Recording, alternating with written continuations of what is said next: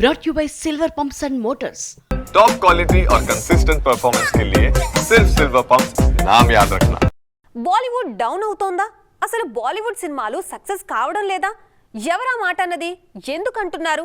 కాస్త జాగ్రత్తగా గమనించండి. వందల కోట్ల కొల్లగడుతున్న సినిమాలు మీకు కూడా కనిపిస్తాయని అంటున్నారు ఓ ఫిల్మ్ మేకర్. ఇంతకీ ఎవరతను?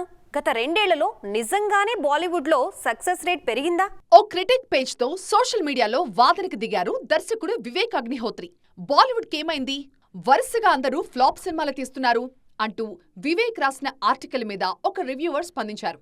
2 ఏళ్లలో బాలీవుడ్లో 6 సినిమాలు 500 కోట్లకు పైగా వసూలు సాధించాయి. ఇంతకంటే సక్సెస్ఫుల్ ఇండస్ట్రీ ఏదైనా ఉందా అని ప్రశ్నించారు.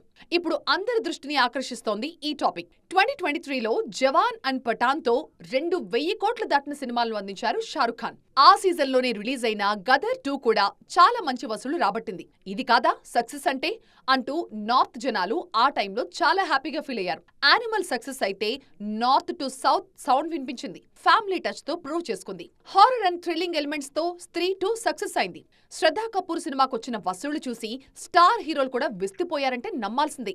ఆ రేంజ్ లో వసూళ్లు తెచ్చుకుంది స్త్రీ 2.